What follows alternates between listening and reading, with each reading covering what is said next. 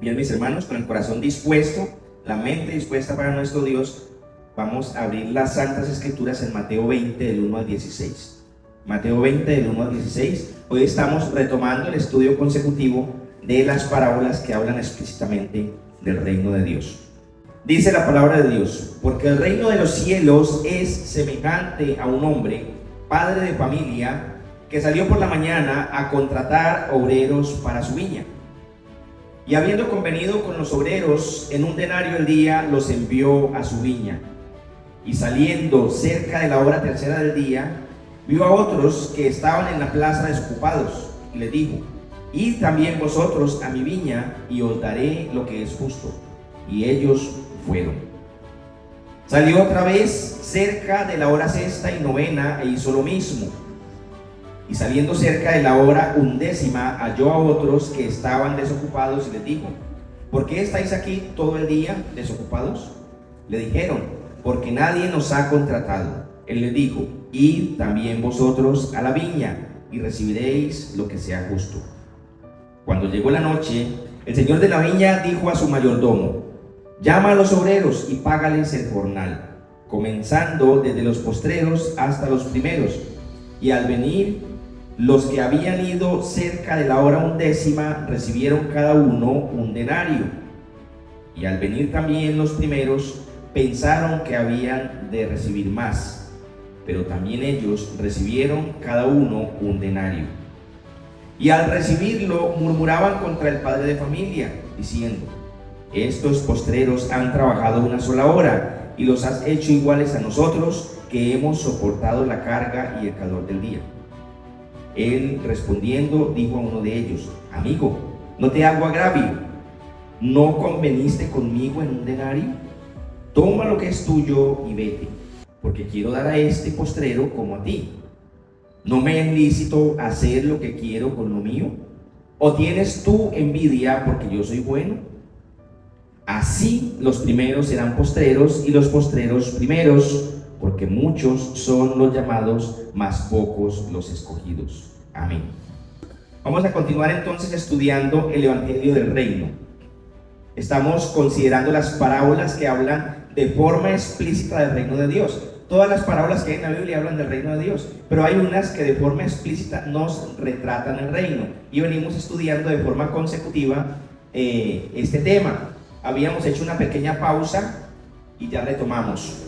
El Señor Jesús usó eventos o cosas, oficios reales de su tiempo y de la cultura judía, que era la cultura propia de él, como ilustración para explicar asuntos espirituales, porque los asuntos espirituales no los vemos, y el Señor quiso enseñárnoslos por medio de ilustraciones particulares relacionadas con los eventos cotidianos de aquella época, y ha estado de forma ordenada explicando el reino de los cielos.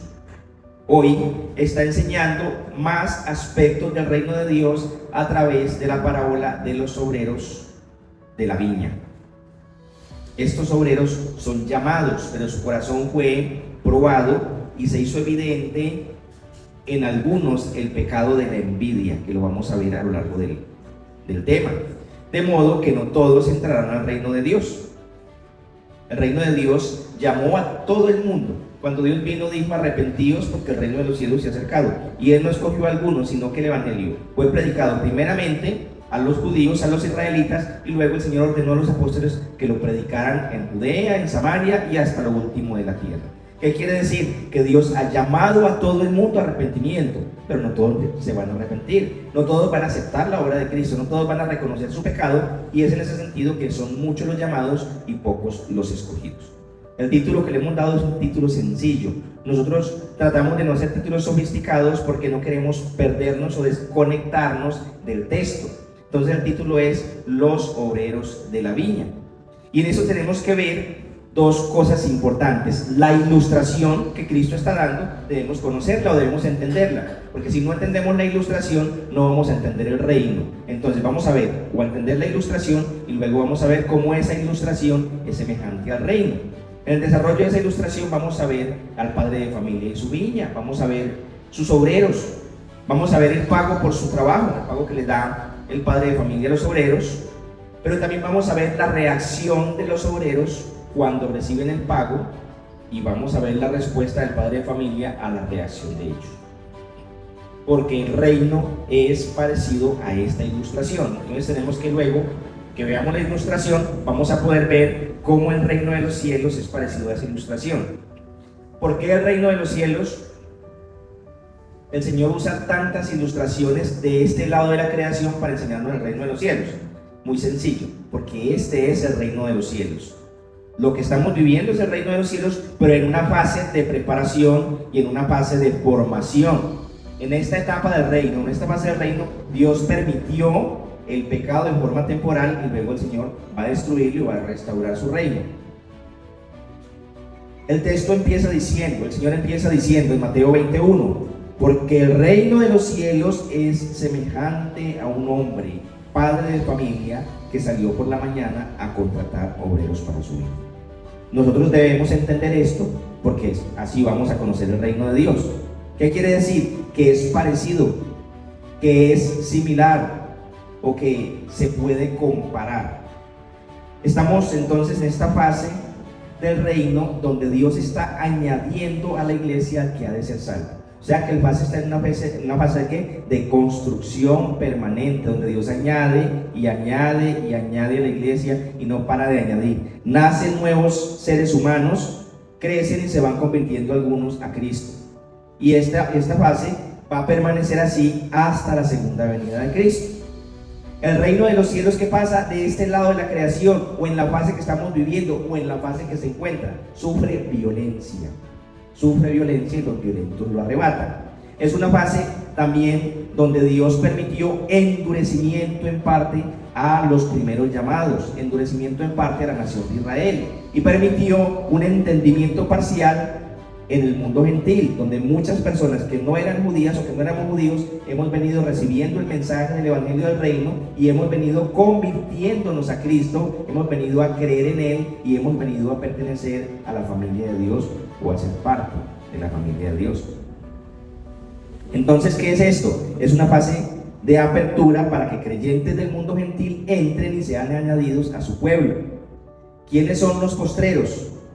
Estos gentiles o estos no israelitas que fuimos llamados después. Primero llamó a los unos a su pueblo, al pueblo al cual le había hecho el pacto y las promesas, y después extiende ese llamado y llamó a los otros y llamó a los postreros, que lo vamos a ver enseguida en el desarrollo del texto. En esa fase se está dando el desarrollo histórico y progresivo del plan de Dios en este momento. Cuando nosotros nos dicen en qué fase se encuentra el plan de Dios o el reino de Dios, porque Dios está hablando del principio de su reino. Él dijo allí, arrepentíos porque el reino de los cielos se ha acercado a vosotros. Y empezó a decirle a Nicodemo, el que no nace de nuevo no puede ver el reino. Y luego explicó el reino a través de las siembras, las semillas y la cosecha y los terrenos. Entonces, ¿qué pasa? Nosotros estamos en esa fase donde Dios endurece temporalmente a este pueblo, pero le da entendimiento a otros creyentes que vienen abriendo al pueblo. Este mundo, como lo vemos entonces, es el reino de Dios en una fase de formación y de preparación. Hasta ahí creo que me están entendiendo. Este es el reino de Dios en una fase de formación y de preparación. Conmocionado por la maldad de forma temporal hasta que Cristo restaure el reino y ponga el reino de Dios en un estado de gloria, donde estaremos nosotros. ¿Qué va a pasar en ese estado de gloria?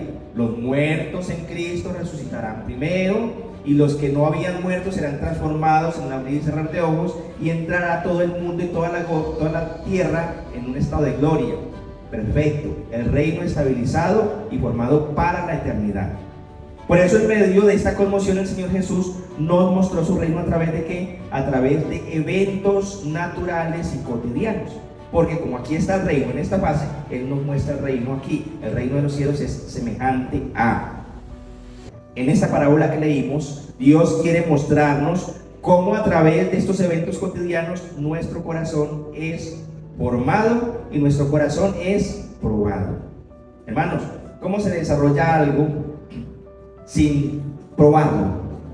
En cualquier elemento natural hay que hacer la prueba, hay que revisar. Cuando estamos fabricando algo, por ejemplo, ¿por qué podemos hablar de eventos naturales? Porque Dios usa elementos naturales y cotidianos para explicar algo. Estamos haciendo un pan, por decir algo, lo ponemos en el horno, pero ¿qué hacemos? Probamos la masa, ensayamos con una pequeña porción a ver cuánta temperatura resiste. Luego de que hagamos todas las pruebas, entonces procedemos a continuar. Si Dios está estableciendo un reino o está construyendo el reino de los cielos, entonces ¿qué pasa? Dios va a probar el producto de Él. Somos el producto de Dios, somos los hijos de Dios, somos el pueblo de Dios, y Dios está probando que el corazón del creyente de forma permanente y de forma constante. ¿Para qué? Para hacer de nosotros lo que Él quiere hacer de nosotros, llevarnos y acercarnos cada día más y más a la imagen de Cristo, el varón perfecto. Dice el verso 2: y habiendo convenido con los obreros, en un denario al día los envió a su viña. Entonces, ¿qué vemos aquí primero? Estamos viendo que hay un convenio. ¿Qué quiere decir esto en términos humanos o en términos de la ilustración que el Señor nos está dando?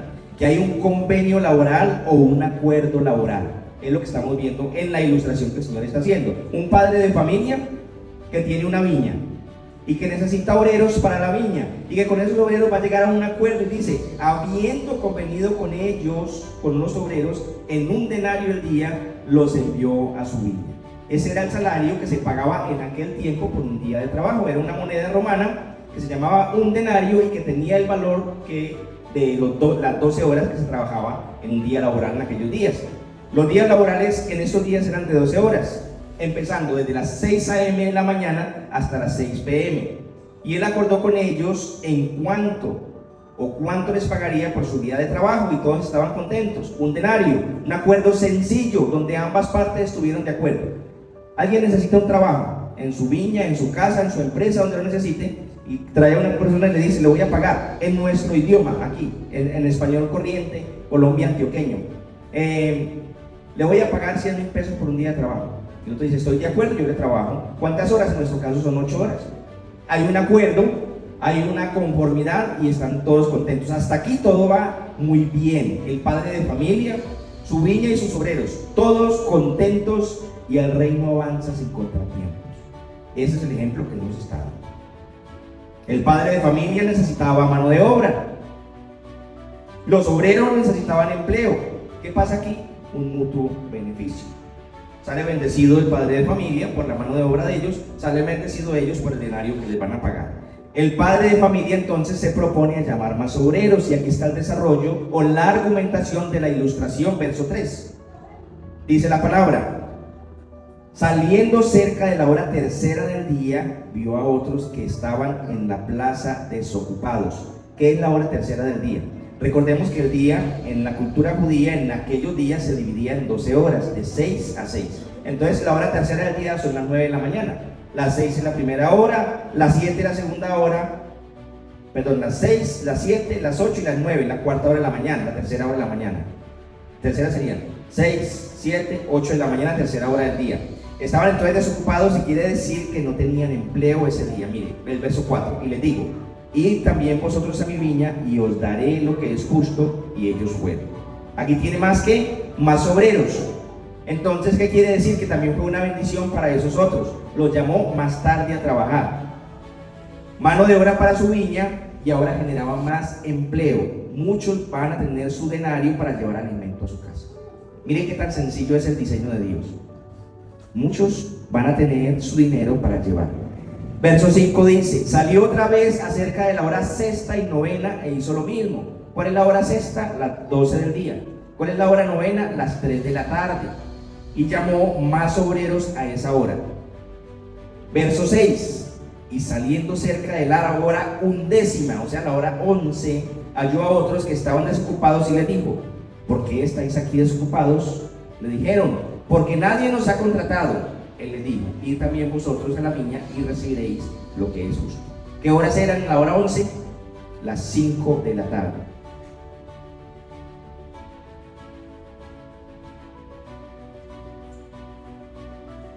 Mire aquí: ¿por qué estáis aquí todo el día desocupados? Y ellos les dijeron: porque nadie nos ha contratado.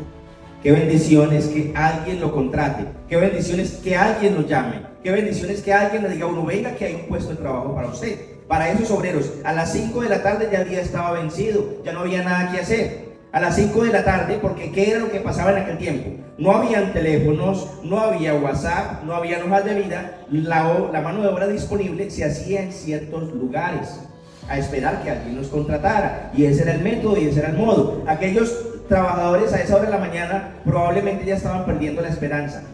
Se miraban los unos a los otros y decían, hemos perdido el día. Pero llegó aquel padre de familia a las 5 de la tarde y les dice, vayan ustedes también a mi viña y trabajen y les daré lo que es justo. Entonces, oferta y demanda. Para que haya empleo, ¿qué tiene que haber? Tiene que haber padres de familia con viñas, o mejor dicho, en nuestro lenguaje, tienen que haber empleadores. Tiene que haber por ley natural quien necesite la mano de obra y tiene que ver quien necesite el denario, porque de no haber, no habría ni lo uno ni habría ni lo otro. Entonces, esto es un desarrollo muy sencillo y muy natural con lo que el Señor está mostrándonos el reino. Y para que haya buena producción se necesita buena mano de obra, es decir, que una empresa, en aquel caso era la viña, porque no había grandes industrias, era la industria agrícola y la ganadería era lo único que había. Entonces podríamos decir que la agricultura en gran escala era la industria de aquel tiempo. En esa industria es que se estaban generando los empleos. Y ese es el diseño de Dios para alimentar a cada ser humano. Hermanos, pónganse a pensar. Hay 7.000 millones de habitantes en la tierra hoy día, o más de 7.000 millones de habitantes. ¿Qué gobernante podría alimentar a 7.000 millones de habitantes? No había forma. Si es difícil alimentar a los 4 o 5 de nuestras casas, ¿cómo un ser humano podría crear un mecanismo para alimentar a 100.000, a 200.000 personas, a 3,5 millones que son los habitantes de Medellín, a 50 millones que son los de Colombia? Bueno, el planeta hoy día tiene más de 7.000 millones de habitantes. ¿Cómo se alimentan? Con el diseño de Dios. Viñas, o sea, empresarios, empresas, emprendimientos, grandes industrias necesitan ¿qué? Mano de obra y pagan por ella. Ellos vienen y venden su capacidad, su servicio, su mano de obra y con eso llevan ¿qué? Alimento a su casa. Ese es el diseño de Dios. Aquí en este caso tenemos 5 grupos de obreros que entraron a diferentes horas del día. Y este padre de familia no estaba pensando en su viña solamente, sino en los obreros. ¿Por qué? Estaba generando empleo, ya que a las 5 de la tarde un obrero no es productivo. ¿Quién puede contratar a un trabajador a las 5 de la tarde para que cierre jornada a las 6 de la tarde? Y si los contrató a las 5 de la tarde, mientras se desplazaron a la viña trabajaron 20 minutos. A las 6 se acabó la jornada. ¿Qué quiere decir? Que este padre de familia, el de la ilustración que representa a Dios, ¿qué está diciendo? Porque los obreros son representados por aquellos que son llamados a la obra. Pero resulta que él está entonces haciendo que generando empleo, generando puestos de trabajo. Verso 8. Vamos a mirar cómo se desarrolla el evento. Cuando llegó la noche, el señor de la viña dijo a su mayordomo: llama a los obreros y págales el jornal, comenzando desde los postreros hasta los primeros. Y al venir los que habían ido cerca de la hora 11, o sea, los de las 5 de la tarde, recibieron cada uno un denario. Y miren lo que está haciendo el Señor aquí. Le ordena al mayordomo que les pague primero a los que llegaron de últimos, pero que les pague delante de los que llegaron en la mañana. Y es que el Señor tiene un propósito grande con esto. El Señor va a permitir que los que llegaron en la mañana vean lo que Él está haciendo y luego va a usar eso para probar el corazón de ellos. Les pagó el valor del día entero a todos. Se preocupó por el bienestar de cada uno. Proveyó por gracia el sustento de aquel día para cada familia. Por gracia, porque quiso. No importa que no hubieran trabajado lo suficiente, pero Él determinó, digo, tengo capacidad de pagarle, le voy a pagar a todos su denario, su día de trabajo. Verso 10. Al venir también los primeros, pensaron que habían de recibir más, pero también ellos recibieron cada uno un denario. ¿Quiénes eran los primeros? Los de las 6 de la mañana, los de las 9 de la mañana, los de las 12 del mediodía y los de las 3 de la tarde. También recibieron todos un denario. Verso 11. Y al recibirlo murmuraban contra el padre de familia. Aquí ya se creó un problema, diciendo: estos postreros han trabajado una sola hora y los has hecho iguales a nosotros, que hemos soportado la carga y el calor del día. Se le dañó el corazón. ¿Ven qué tan fácil? Habían acordado con él en la mañana que trabajaban todo el día por un denario, pero ahora le montaron ¿qué? Un sindicato. Hermanos, el corazón del ser humano muestra fácilmente lo que tiene dentro. Fácilmente. No es sino que le muestre lo que le va a molestar. Y con eso lo tenemos en la mano. Sabemos qué tan contaminado está. Verso 11. Y al recibirlo murmuraban contra el padre de familia, diciendo: estos postreros han trabajado una sola hora, los han hecho iguales a nosotros. Esto es un problema, mis hermanos. Y es un problema que es común en nuestra sociedad y que ha sido común todo el tiempo, desde aquellos días, es más, desde antes. En la Biblia hay registros de este mismo evento, y son unos problemas que eso se llama envidia, y lo vamos a ver enseguida. Hermanos, esperar más de lo acordado, esperar más de lo que uno se compromete, de lo que otro se compromete a recibir, daña el corazón. Esperar más daña el corazón. Cuando nosotros tenemos un compromiso con alguien, esperemos que ese alguien nos cumpla ese compromiso, y es suficiente. Y si nos cumple, damos gracias porque es una persona responsable. Pero cuando nosotros esperamos más, ya nuestro corazón está dañado, porque el día que nos paguen lo que nos deben pagar, ese día salimos molestos. ¿Por qué? Si ya hay un acuerdo. Aquí hay un acuerdo. Aquí en la ilustración que el Señor está dando hay un acuerdo. Entonces, ellos estaban contentos en la mañana. Estaban tranquilos, conseguimos trabajo, nos contrataron primero, ustedes se quedaron sin trabajo, nosotros vamos. ¿Qué pasó? ¿Qué pasó? Habían convenido con los obreros en un denario al día. ¿Qué pasó? Había un convenio mutuo, un acuerdo. Ellos quedaron contentos en la mañana. ¿Cuánto se dañó el corazón? ¿Cuánto se dañó el corazón?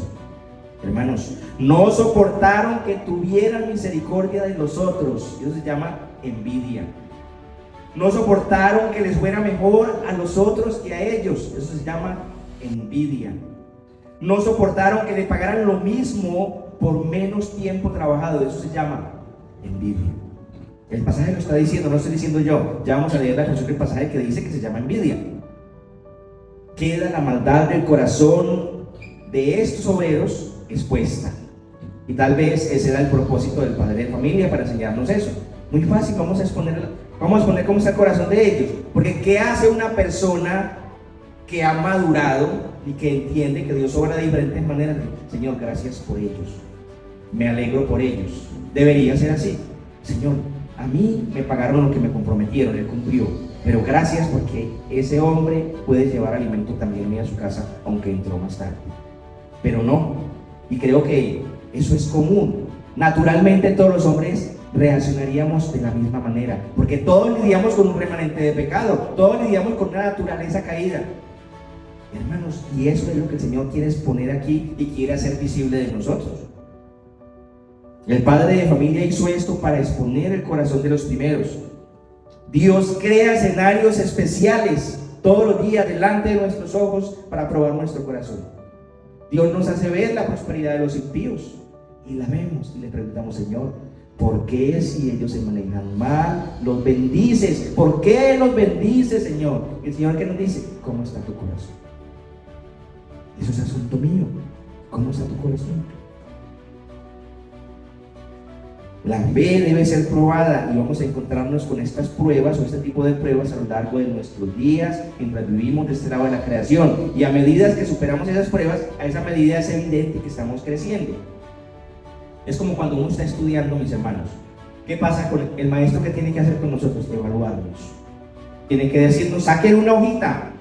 ¿Por qué? Porque él necesita ver cómo está nuestro crecimiento en el estudio que estamos haciendo. Bueno, Dios está formando en nosotros nada más y nada menos que la imagen de Cristo. Y constantemente Dios va a estar evaluando nuestro corazón.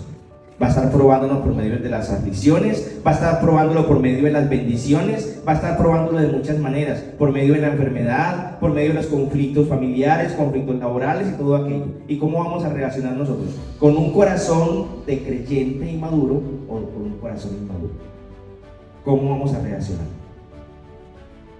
Por eso se llama prueba. Y esto está pasando hoy en el reino de Dios, en la fase que nosotros estamos viviendo. Dios está usando los eventos diarios para formarnos y para examinarnos. Y esta es la buena carrera de la fe. ¿Qué estamos haciendo nosotros? Estamos haciendo una carrera de formación donde Dios va a usar todo lo que Él tiene a su alcance para formar en nosotros lo que Él quiere formar. Para formar en nosotros un corazón arrepentido, humilde, el amor de Cristo se manifiesta en nosotros, los frutos del Espíritu Santo se manifiestan en nosotros. Entonces, hermanos, ¿qué tan preparados estamos nosotros para esa formación? ¿Cómo estamos nosotros reaccionando a esa formación de parte de Dios? Hermanos, constantemente somos examinados por Dios, y el que es fiel a Dios en lo poco será ¿qué? Encargado de mucho más. El que es fiel en lo poco. ¿Cómo reaccionamos a estos eventos en nuestra vida diaria? ¿Qué comentarios hacemos cuando vemos la prosperidad de unos? ¿Qué comentarios hacemos como vemos cómo le va? Hay veces, hermanos, que trabajamos en lo mismo, que trabajamos o en la misma empresa, hacemos lo mismo y por gracia de Dios a uno de ellos le pagan más. ¿Qué hacen que recibe menos? Orar a Dios, pedir a Dios que le abra puertas y que le dé una gracia especial. Pero no, ¿qué hace? Pero ¿cómo así? Si yo hago lo mismo que él, llego a la misma hora y él se gana más que yo. Estaríamos haciendo lo mismo que hicieron aquellos obreros ese día. O no, o lo mismo. Él entra más tarde, yo entro más temprano y a mí me pagan lo mismo. Y hay lo mismo. ¿En cuánto acordaste con el empleador que te iba a pagar por ese trabajo? ¿Te está incumpliendo? No, pero es que no es justo. La Biblia dice que sí es justo. Y lo está diciendo en un texto bíblico con mucha claridad. Miren, el verso 13.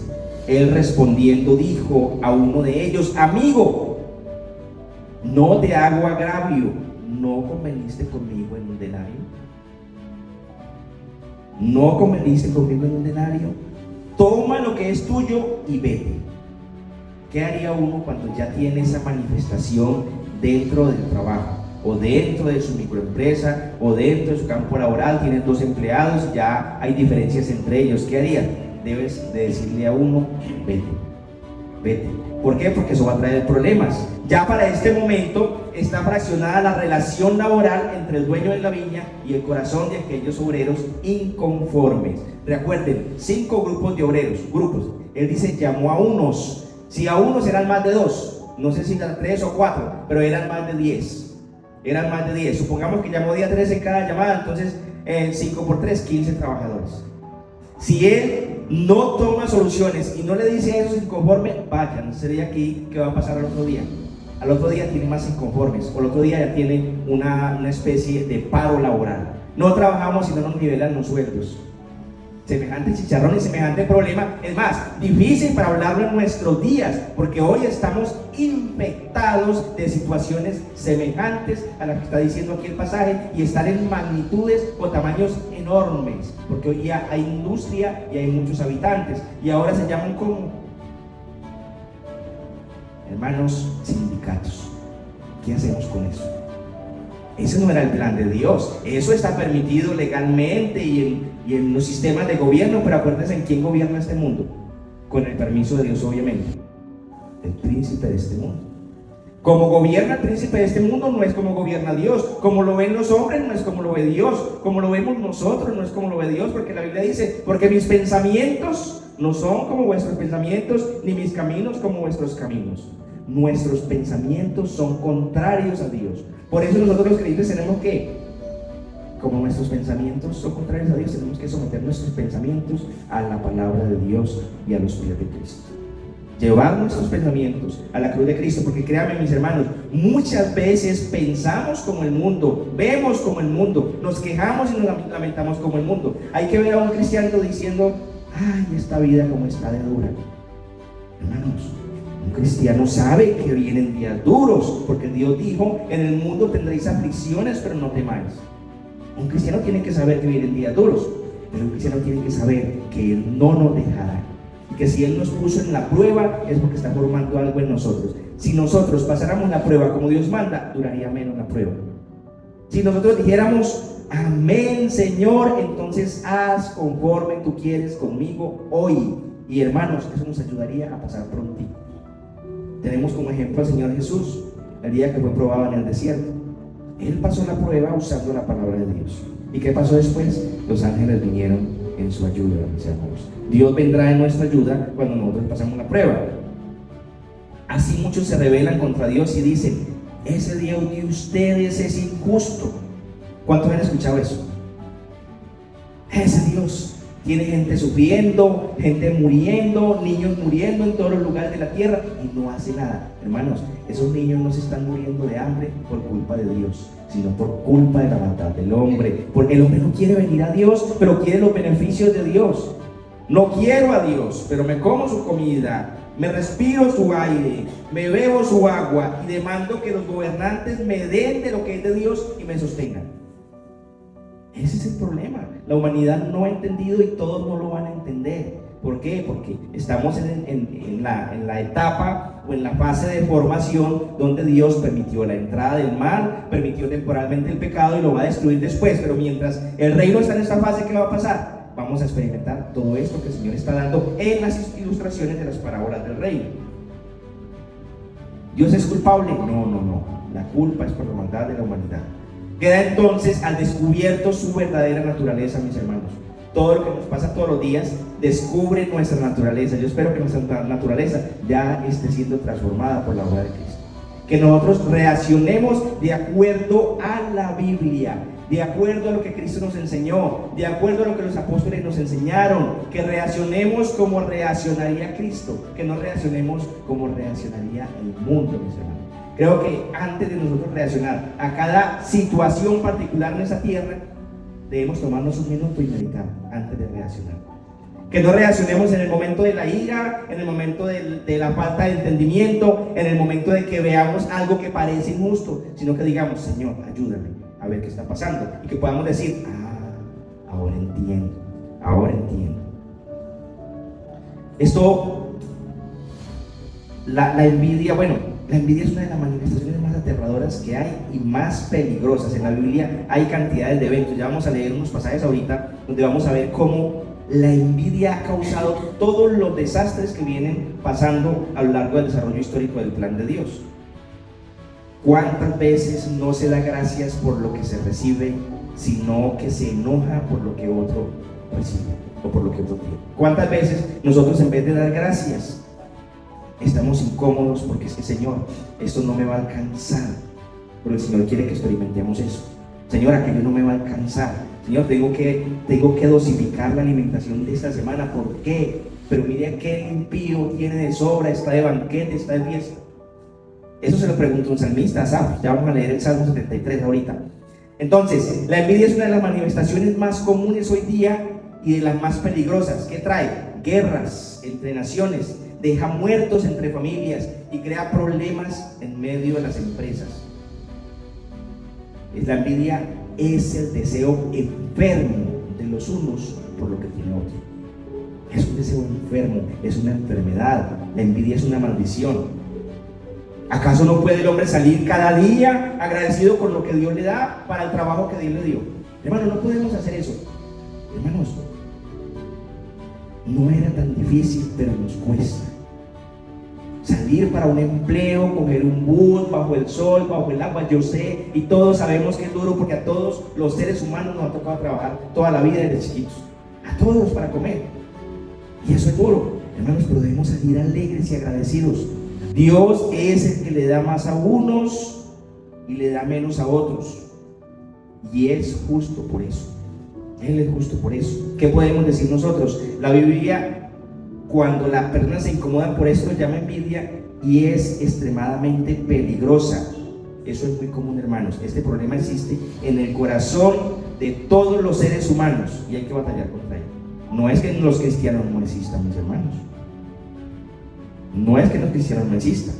Pregunta al padre de familia: ¿no me he visto hacer lo que quiero con lo mío? Dios hace lo que quiere con lo que es de él. ¿O tienes tu envidia porque yo soy bueno? ¿O tienes tu envidia porque yo soy bueno?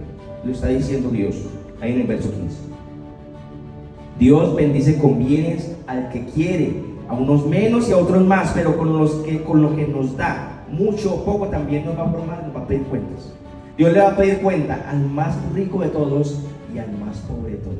Al uno por haber administrado incorrectamente, o por haberse jactado, o por haber sido desagradecido también. Porque es que para los que tienen también hay escalafones. Resulta que hay otros que tienen más. Y siempre va a haber otro que tiene más, y siempre va a haber otro que tiene más. No hay que desear lo del otro. No se puede, mis hermanos, pero pasa. Dios bendice con bienes al que quiere.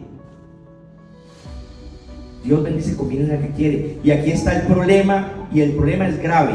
El mismo pasaje lo acabo de exponer. Envidia. Y la envidia es maldita. No hubo que hacer algo extraordinario para que se hiciera visible en aquellos obreros.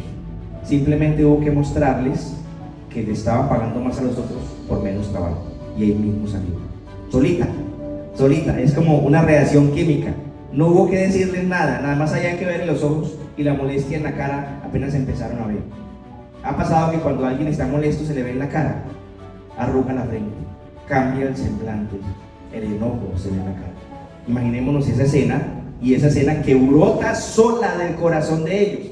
Como digo, no hubo que decirle ni una palabra, solamente que vieran con sus ojos. ¿Y qué pasó? Esa envidia brotó. Entonces, el propósito de aquella escena que el Señor está presentando era bendecirlos a todos con el empleo, pero examinar el corazón de ellos. Así es en el reino de Dios. Dios está examinando el corazón de los creyentes, acuérdense. Dios está examinando el corazón de los creyentes. Proverbios 14:30, hablando ya de la envidia como la ve la Biblia. Proverbios 14:30 dice: el corazón apacible es vida de la carne, o sea, trae salud. Mas la envidia es carcoma de los huesos, trae enfermedad, y es más profunda la enfermedad, es en los huesos, por decirlo de alguna manera. Y la Biblia no se equivoca. ¿Por qué vino la muerte? Por causa del pecado. Entonces Dios no se equivoca. Job 5:2. Job 5:2. Espera un poquito para que los que quieren buscarlo busquen.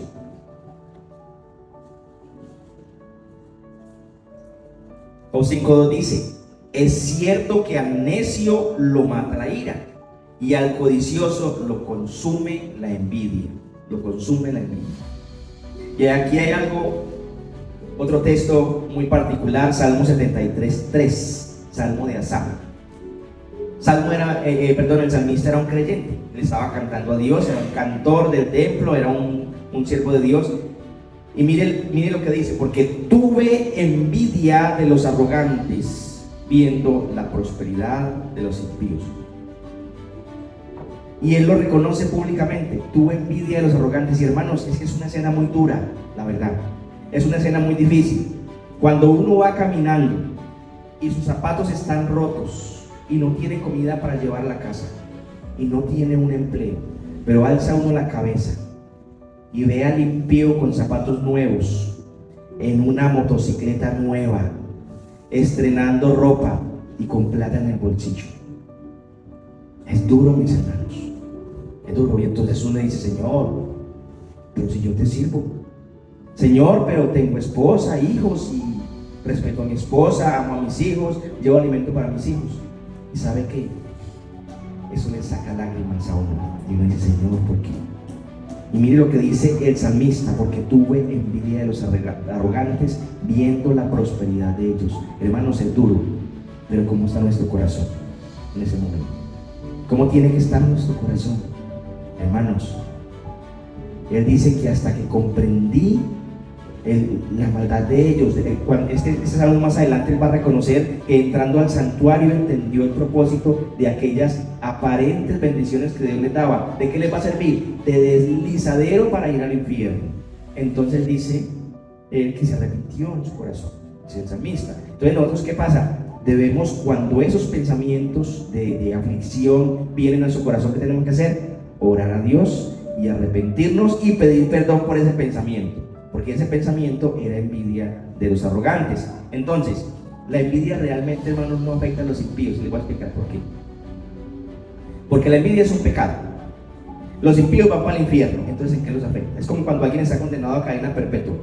Cometió otro delito y súmelo donde quiera. Súmelo en la parte final de mi delito o súmelo en la parte inicial, donde quiera lo pueden sumar. Cuando ya todo está perdido, ya no importa. ¿Qué quiere decir? Que la envidia como pecado a un impío ni le va, ni le viene, ni le pone, ni le va. Y es por eso que el Señor a ellos no les pone atención, porque ya estaban condenados al infierno.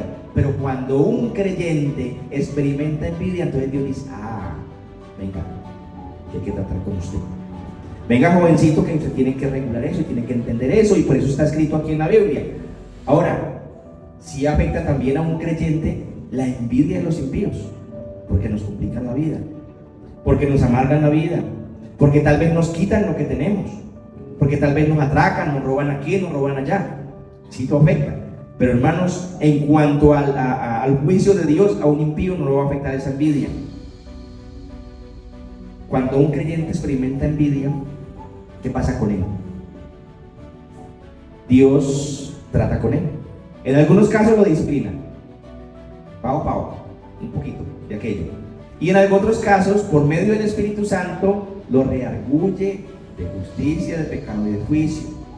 Contrista al Espíritu Santo, y el creyente, ¿qué pasa? Se da cuenta rápido que el Espíritu Santo fue entristecido, porque los creyentes en los que mora el Espíritu Santo sabemos cuando Dios está entristecido por lo que hicimos. O cuando hacemos algo mal, tenemos que ir de rodillas a la hora, o a las 2 horas, o a las 3 horas, o al día siguiente, de rodillas a decir: Señor, yo ya sé, ya entendí.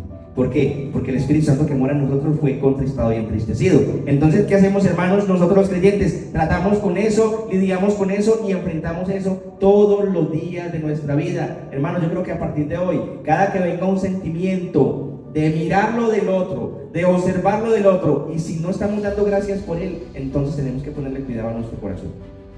De gracias cuando otro reciba el doble de su bendición. De gracias a Dios porque otro tuvo más. Y cuando damos gracias por eso, puede Dios encargarnos tal vez de algo más. Puede Dios entonces decirnos: el que es fiel en lo poco será encargado de lo mucho. Salmo 106, 16.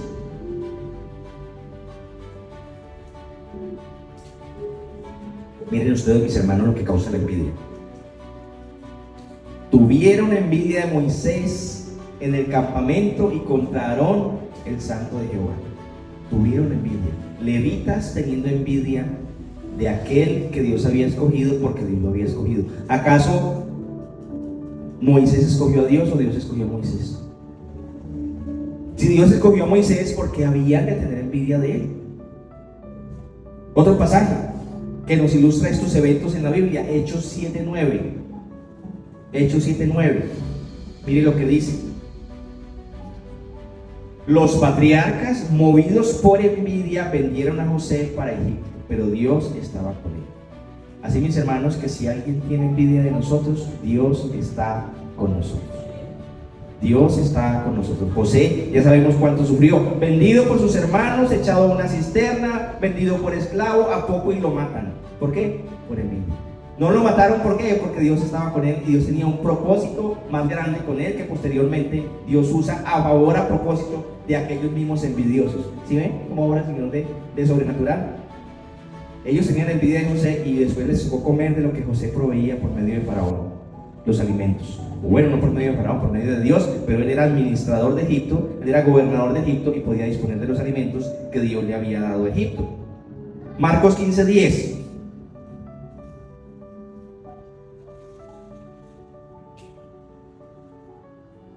Mire lo que hace la envidia. Porque conocían que por envidia le habían entregado a los principales sacerdotes. Está hablando de Cristo. A Cristo lo entregaron por envidia. Dios va a usar eso soberanamente a nuestro favor después, así como pasó con José. La muerte de Cristo es el evento más glorioso y la resurrección de Cristo es el evento más glorioso que ha sucedido en esta tierra, en la justicia legal de Dios a nuestro favor, donde nosotros fuimos redimidos. Pero él dice: ay de aquel que entregó al Hijo del Hombre, ay de aquel, o sea, ay de aquellos que lo crucificaron en la cruz, ay de aquellos que dijeron que la sangre de este hombre sea sobre nuestros hijos, ay de aquellos. Ellos recibieron un juicio, y un juicio terrible. Ellos como nación, dicen los dirigentes allá hace 2000 y punta de años, dice que la sangre de este hombre caiga sobre nosotros y sobre nuestros hijos. Una cosa es que la sangre de él caiga para redención y otra cosa es que caiga para juicio. ¿Y qué fue el asunto aquí? 1900 años andando por el mundo, separados de su tierra, perseguidos todo el tiempo. El Señor va a tener misericordia de ellos y a muchos les ha dado arrepentimiento, pero recibieron o pagaron un precio muy grande. ¿Por qué? Porque vino el juicio. Pero lo que quiero decir aquí es la envidia a lo que lleva. La envidia a lo que lleva. La tierra completa era de ellos con todo lo que habían hecho. ¿Pero qué pasó? ¿Brotó en el qué? La envidia. ¿Por qué envidia? Porque Dios halló gracia en la ofrenda que Abel presentó. Pero ¿por qué para él sí y para aquel no? Y para mí no. ¿Por qué con él sí y conmigo no? El asunto era muy sencillo. Abel estaba obedeciendo a Dios y Caín no estaba desobedeciendo. Eso era todo. Aquel que obedeció a Dios recibió ¿qué? Gracia. ¿Por qué? Porque él presentó un sacrificio que apuntaba ¿a quién? A Cristo. Y Dios se alegró, dijo: este hijo mío está obedeciendo mi palabra. Pero el otro trajo ¿qué? Legumbres. Tal vez trajo más legumbres que el cordero que mató a Abel. Y él dijo: Señor, pero si te traje más. ¿Y qué dijo? No estás obedeciendo. Estás haciéndolo a su modo, conforme a tu corazón, no conforme al corazón de Dios. Y entonces, ¿qué pasó? Se encendió la envidia contra su hermano. Satanás en la presencia de Dios. ¿Qué sintió? Por el trono de Dios. Envidia. ¿Y qué pasó luego? Arrastró a la tercera parte de los ángeles del cielo. Y un juicio de Dios vino. Y tuvo que obrar Dios con un juicio contra ellos y expulsarlos de su presencia. Y ahora estamos experimentando cierto problema con eso, pero Dios está usando eso para su reino. Entonces, ¿cuál es el antídoto contra la envidia, mis hermanos? ¿Cuál es la vacuna contra la envidia? ¿Cuál es la solución contra la envidia? Porque tiene que haber antídoto y tiene que haber solución. Gracias a Dios que hay una solución para eso. Gracias a Dios, hermanos. Primera de Corintios 13:4.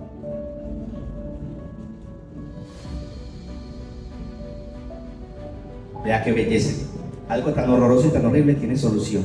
Cristo le dio solución. Dice la Biblia: el amor es sufrido, benigno. El amor no tiene envidia. El amor no tiene envidia. Así, mis hermanos, que hay un antídoto para eso. ¿Cuál amor? El de Cristo. El amor de Cristo es el antídoto para la envidia. Cuando un creyente experimenta envidia, vacúnese. Recuerde cuánto nos amó. Recuerden que abogado tenemos para con Dios. Recuerden que Él lavó todas nuestras culpas. Recuerden que Él llevó todos nuestros pecados a la cruz y puede limpiarnos de esa envidia maldita y maligna que afecta y carcome nuestros huesos. Así, mis hermanos, que hay una solución para la envidia, es el amor de Cristo. Si no has creído en Cristo y quieres ser libre de la envidia, ven a Cristo, que Él te salvará y te limpiará de esa envidia. Ahora, nosotros podemos manifestar ese amor de Cristo por el Espíritu Santo que empieza a morar en el creyente. Podemos amar al hermano, podemos ver al hermano como nuestro hermano, podemos ver a los demás como la obra de Dios, y que en su gracia común Él puede bendecir a los impíos, puede bendecir a los arrogantes y puede bendecir a los que quieran. Dios no hace ricos ni a todos los creyentes ni a todos los impíos. Dios está usando esto para que haya alimento sobre la mesa, y para eso tiene que haber ¿qué? Un equilibrio. Y para que haya un equilibrio tiene que haber un desequilibrio financiero, porque los que tienen invierten para que aquellos que no tienen reciban y tengan trabajo. Porque ¿cómo va a invertir el que no tiene? ¿Cómo va a invertir aquel obrero que estaba sentado en la primera jornada de la mañana, en la segunda hora de la mañana, en la tercera hora de la mañana, si no tiene con qué llevar a la casa? Tenía que haber quien tuviera el recurso para invertirlo, para que él tuviera trabajo y tuviera empleo. Entonces Dios obra de maneras que nosotros hay veces no comprendemos, pero es el diseño de Dios para alimentar a toda la población de la tierra. Entonces, puedes alegrarte por los demás, puedes sacar de tu bolsillo para darle a los que más necesitan. Si amas como Cristo amó, serás liberado de ese mal. El modelo del padre de familia, la viña, la propiedad, los obreros, su salario, es el modelo comercial de Dios. Dios trajo a la tierra un modelo comercial. Si no, no hubiera hecho a José gobernador de Egipto. Él trajo ese modelo comercial. Y si no, no hubiera hecho a Abraham, el hombre más rico de aquel tiempo, a Salomón, al Algunos los hizo así para que haya un equilibrio en el resto. Las empresas que se acogen a la ley hoy son instrumento de Dios para generar empleo, pero en muchos casos, ¿qué pasa? Los empleados odian a sus empleadores, y el día que esa empresa cierre, tendrán que ir a otra empresa a buscar empleo. Y si muchas empresas cierran al mismo tiempo, ¿qué va a pasar? Va a haber mucha hambre, mis hermanos. Va a haber mucha hambre, por eso hay que orar por esas empresas. Hay empresarios o empleadores que suben el salario a algunos, que no suben el salario a algunos por temor a que otros se molesten. Mire, digamos, tiene 50 trabajadores, le puede subir el salario a 10, pero todos hacen lo mismo. Y no les puedo subir porque si les subo a todos no me da. Les subo a esos 10 y los otros se molestan. Los otros se molestan y mañana ya no hay trabajadores. O ya vienen a trabajar de mala gana. Entonces, ¿qué pasa? Mire lo que genera todo eso. Mire el problema que acarrea en medio de una sociedad caída como la nuestra. Porque una vez se daña el corazón de los primeros, los segundos serán contagiados fácilmente o serán afligidos por el comportamiento de los otros, que es otro problema. El que gana más, entonces, viene y se lo restiga en la cara al que gana menos. Eso es un problema, mis hermanos, y es algo con lo que hay que lidiar. Venga, yo lo voy a poner a ganar un poquito más a usted, pero aquí entre nos. Pero el otro día viene con unos tenis caros y se los muestra a todos. Ay, yo veo lo que estoy estrenando. Y entonces el otro pregunta, venga, ¿y cómo es posible? ¿Se los fiaron? ¿Dónde es? Para que me fíen unos a mí. Miren, hermanos, hay que cuidar el corazón de los otros, realmente. Cuando nosotros sabemos que tenemos hermanitos débiles o hermanos débiles dentro de la casa, dentro del hogar, hay que manejar todo y explicarles con detenimiento todo lo que se está haciendo. Un padre de familia, ¿qué tiene que hacer? Explicar todo con detenimiento. Hay de un papá que tiene 3 hijos y le compra una ropa nueva al uno, al otro 2 no. Mire qué problema. Más bien, ¿qué hace? No le compro a ninguno.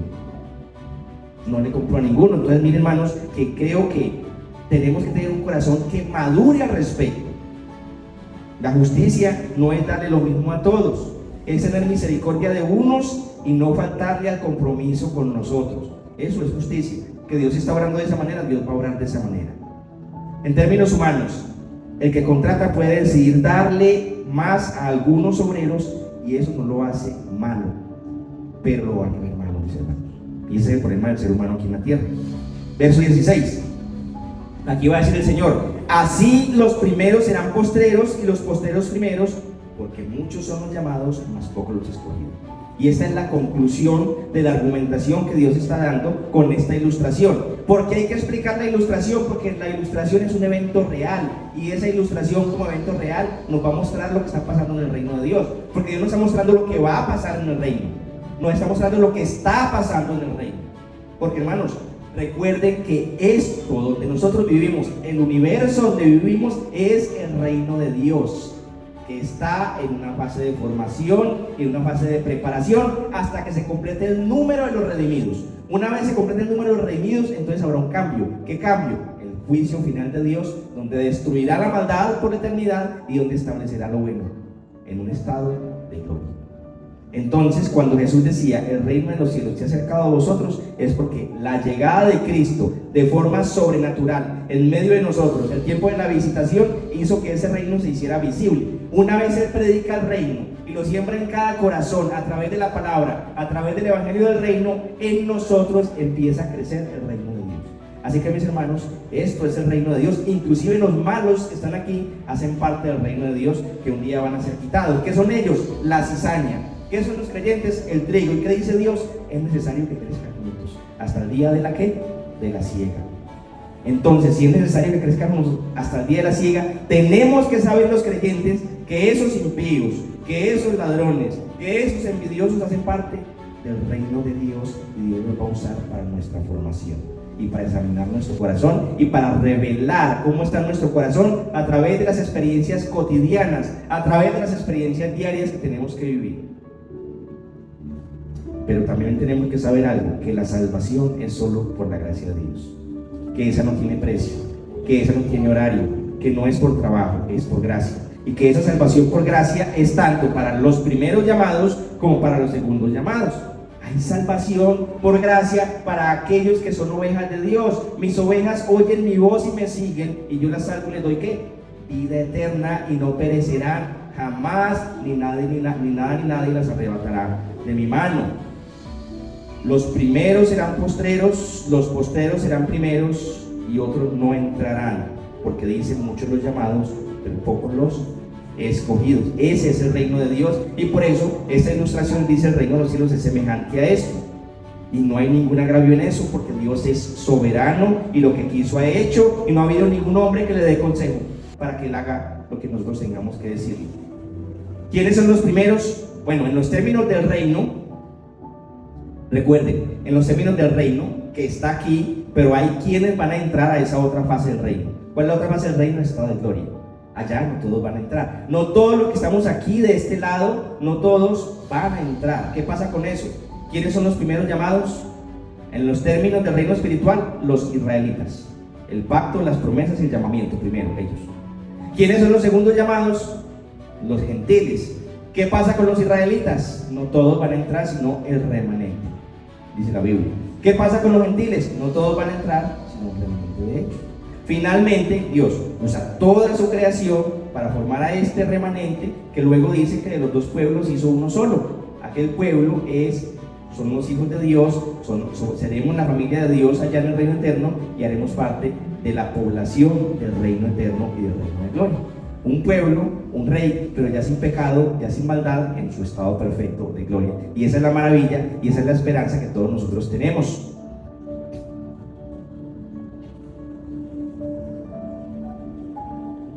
Muchos son llamados por los escogidos. Por otro lado, en relación con la ilustración, te tengo que hacer una pregunta, y se van a examinar cada uno el corazón con esto. Hermano, que eres creyente, si tú eres empleado, ¿cómo está tu corazón con tu empleador y frente a tus compañeros? Si eres empleador, ¿cómo está tu corazón en cuanto a esto? Y si estás cumpliendo lo que Dios ha ordenado que hagas como empleado, si eres empleador. Y si eres empleado, ¿cómo está tu corazón? ¿Cuántos reclamos hay en tu corazón para con tus jefes en cuanto a la paga? ¿Está incumpliendo lo que comprometió contigo? ¿Está incumpliendo el jefe lo que dijo el día que te entrevistó en la oficina y le dijo: te voy a pagar tanto? ¿Está incumpliendo? Si tienes una inconformidad, entonces examínalo a la luz de la fe que dices tener. Examínala, mi hermano. ¿Cómo está tu corazón con respecto a lo que te ganas y con respecto a lo que se ganan tus compañeros? Porque no está mal querer tener un trabajo bien remunerado, eso no es pecado, pero con un corazón sano y sin envidia. Mire la diferencia: con un corazón sano y sin envidia. No está mal desear un aumento de salario en los términos de un acuerdo mutuo, con un corazón sano y sin envidias. No está mal. Si es necesario, no está mal cambiar de empleo, con un corazón sano y sin envidias. Uno puede irse, va buscando otro, y luego le dice al jefe: encontré un empleo donde me va mejor y yo quiero darle las gracias y me voy a ir para allí. Y le entrego su puesto, le doy las gracias por el tiempo. No está mal, pero con un corazón sano y sin envidias. No está mal tampoco conseguir su propia viña o tener su propia viña, pero lo mismo, con un corazón sano y sin envidias, y con la responsabilidad que demanda ser dueño de su viña. Porque ser dueño de su viña demanda de usted delante de Dios, ¿qué? Una responsabilidad para con sus obreros. Puedes pagarles más, pero no puedes pagarles menos de lo que manda la ley. Aquí se pagaba un denario porque eso mandaba la ley, ¿sí? Pero si puedes pagarle más a otro, págale más a otro. Pero sabe lo que va a pasar. Se va a levantar la envidia de los unos y va a tener problemas en la empresa. Entonces, ¿qué hacen muchos empleadores? No le suben a nada. Pero ¿qué tenemos que hacer los cristianos?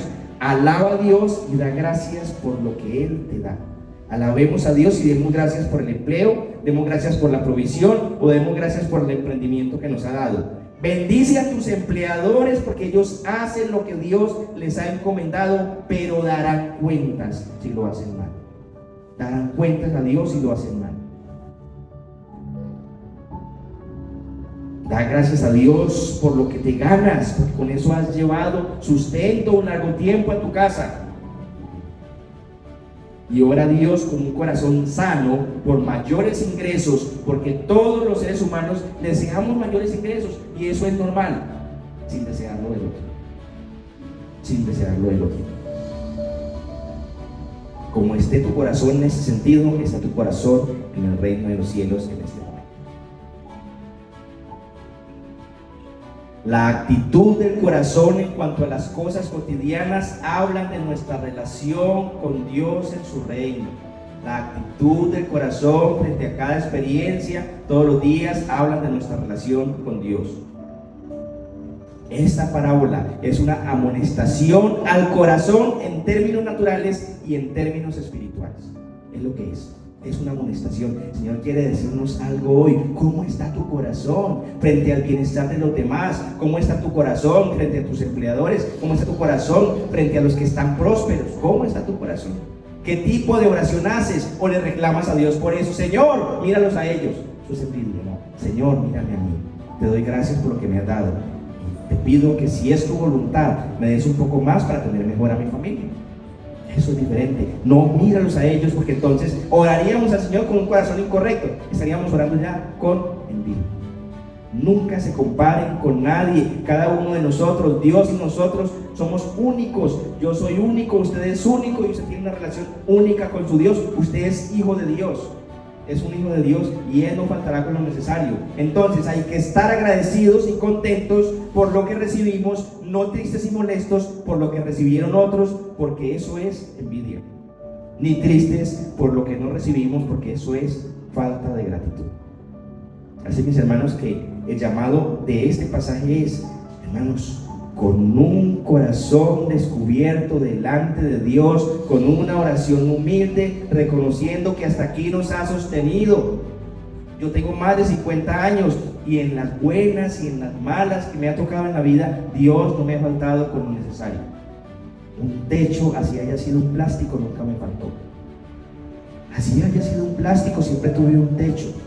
Una comida, así haya sido sencilla, nunca me faltó. Alguien extendió la mano, alguien dio algo y a mí no faltó, en mi mesa nunca faltó. Y si tú estás aquí hoy, aunque Dios te haya dejado un día sin alimentos para probar tu corazón, nunca te ha dejado de dar lo necesario para que vivas y respires. Ese es el punto. Nunca nos ha dejado de dar lo necesario para que vivamos y respiramos. Así, mis hermanos, que este pasaje hoy nos ha exhortado y nos ha amonestado. Debemos de recibirlo en ese sentido.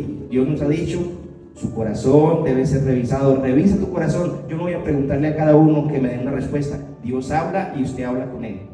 Y cada uno organiza su situación que tiene en su corazón con respecto al bienestar de los demás. Vamos a dar gracias a Dios y vamos a orar.